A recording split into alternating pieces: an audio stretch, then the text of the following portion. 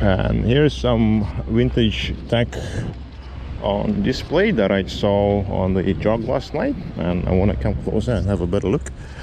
I didn't film them last night, so I didn't have the camera on me, and it was too dark anyway. So this looks like kind of smaller than M60 tank.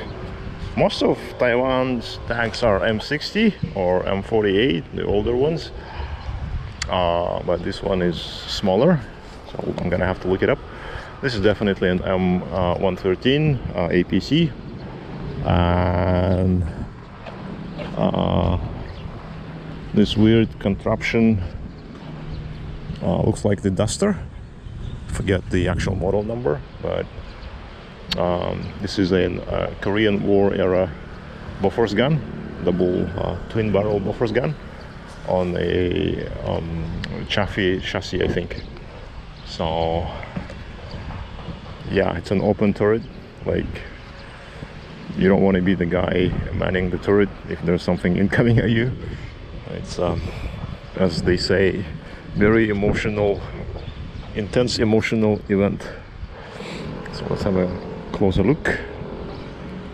So you can see that late World War II, Korean War, into the Korean War, military tech used to be fairly small. This is about the size of a modern day like truck,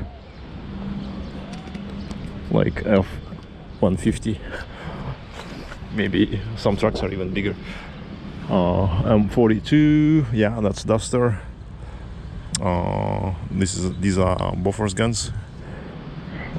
I don't think they were actually 40, maybe like 38, 39 millimeter, but still, yeah.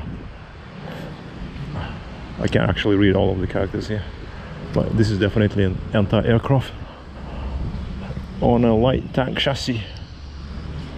How cool is that? I guess Taiwan used them all the way into 60s and 70s, just kept them in stock, but they were really phased out, I think, fairly quickly after Vietnam War in other places. This thing is definitely still in heavy use, an M113 APC, armored personnel carrier.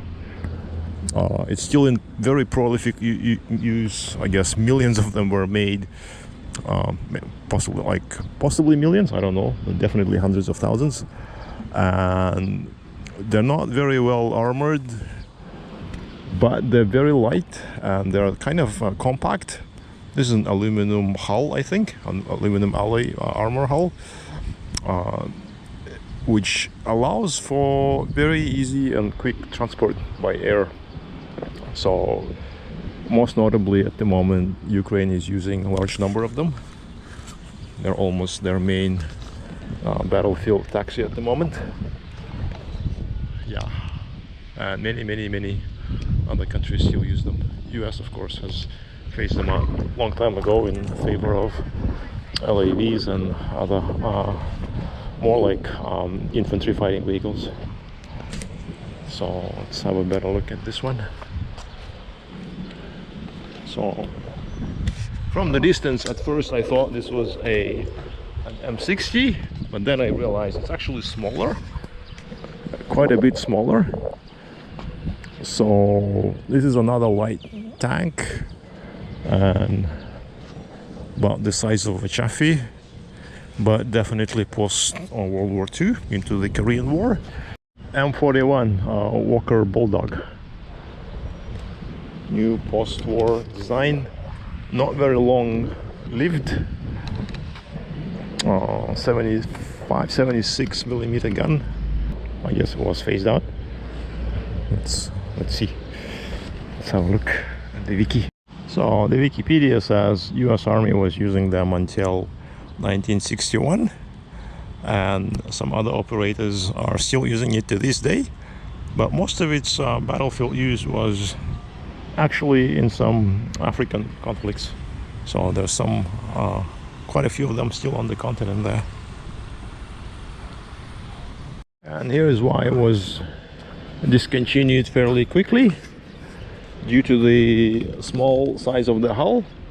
It didn't allow for a lot of upgrades, unlike the M48, M60 platform, which was quite a bit larger and had ample interior space. And that's why they're still in active use in a lot more places, much more modern armies. And even Taiwan still uses a version of an M60 with lots of upgrades. I think they have almost like an indigenous design built around it, and they have some hybrid designs which use the M60 hull, the chassis, and an M48 turret, and all kinds of other upgrades around it, updates and upgrades. So let's look at all the other stuff here. Some kind of a light field howitzer.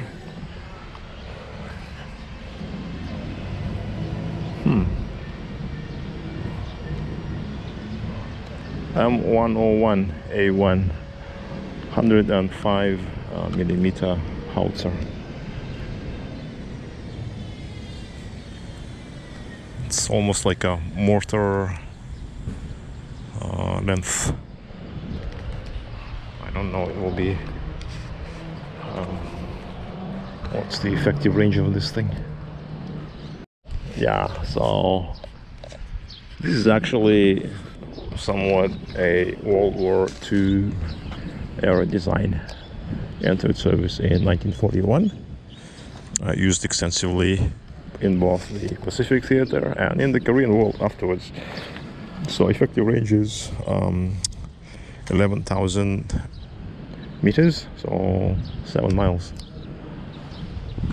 That's a lot further than a mortar would do. Yeah, but already outdated by the end of Korean War.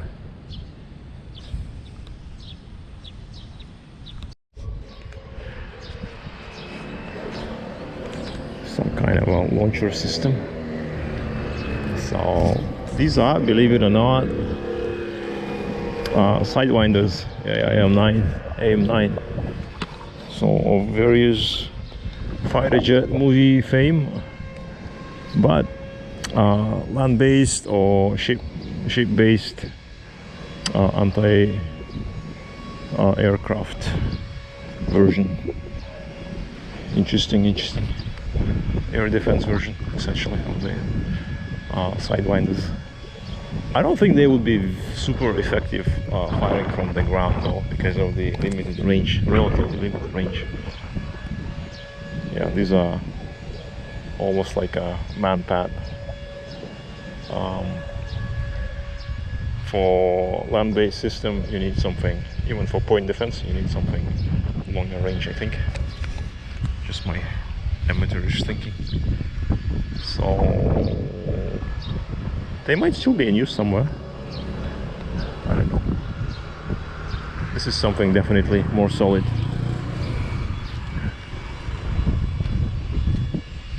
Torpedo, probably. MK32 torpedo tubes. Is it? Look like torpedo tubes. Yeah. Electric fish. No, Navy MK32 torpedo launching tube.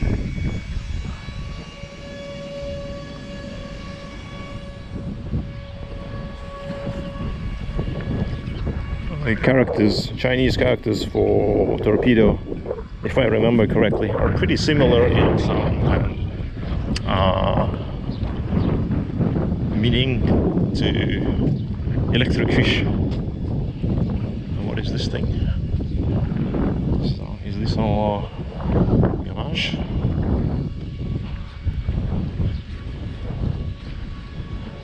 No, this is some kind of a training plane. Yeah, F5. Kind of a training plane. F5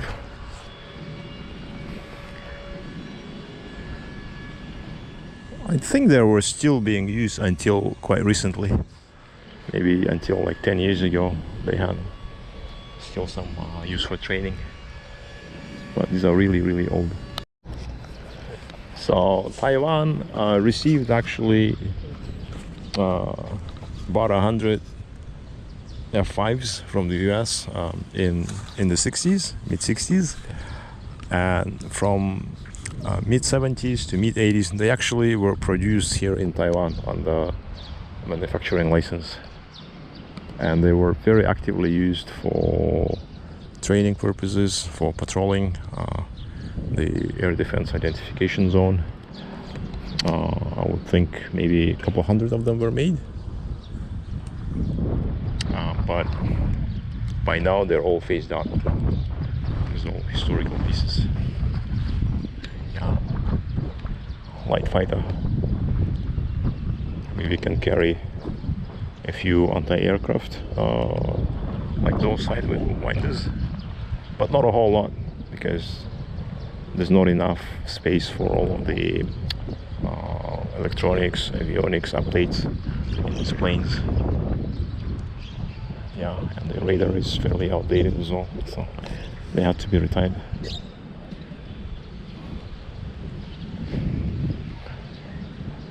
What is this thing here? This is a single Bofors M40, some kind of an early con. Good thing is, oh yeah, you have to be strapped into it. That's scary stuff. Oh no, you don't have to be. There's a little kind of seat by the side. So good thing is you're not actually strapped into this thing. Yeah, let's take a look what the model number is.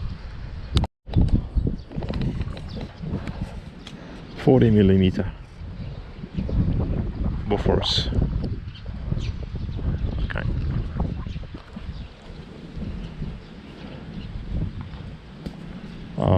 It's kind of interesting how just two companies, Bofors and Oerlikon.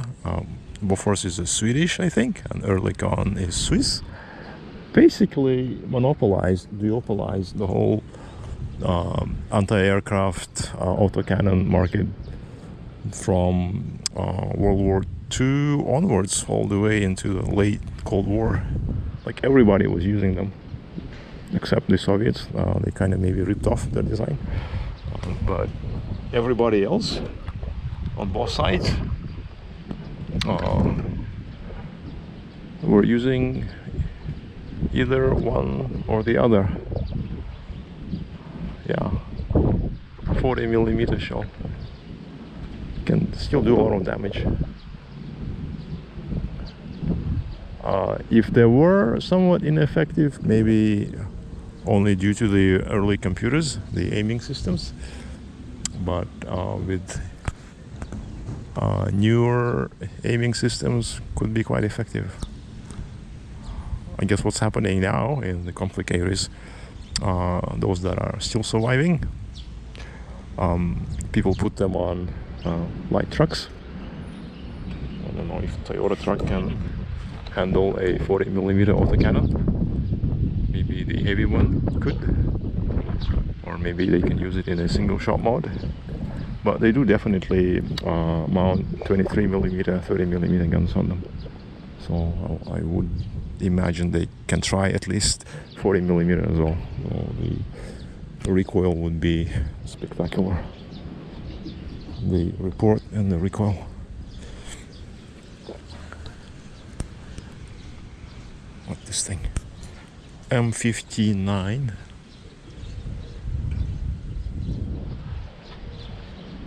This is also a howitzer. Yeah, this. Yeah.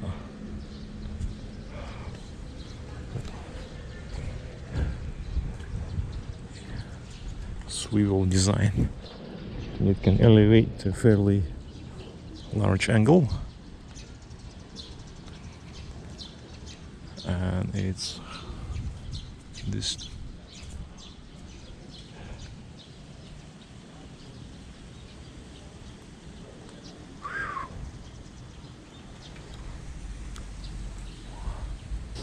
100 and no 122 yes.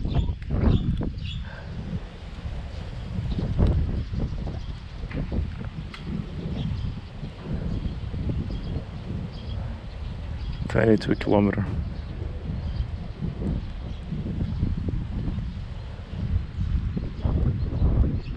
I looked it up. This is a long-term 150 millimeter howitzer, which saw quite a bit of use in World War II as well. Produced from 1940, and it saw a lot of use in the Korean War, I think, as well. In Taiwan, it was intended largely, I guess, for coastal defense, because it's fairly, for its time, fairly long range, 23 kilometers.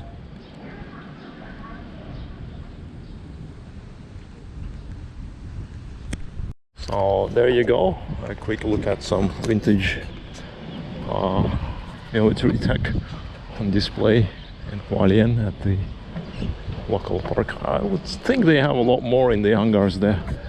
There's a couple of military bases around here, and yesterday I was hearing F-16s flying around. There's an Air Force base as well. So Hualien is fairly militarized resort town.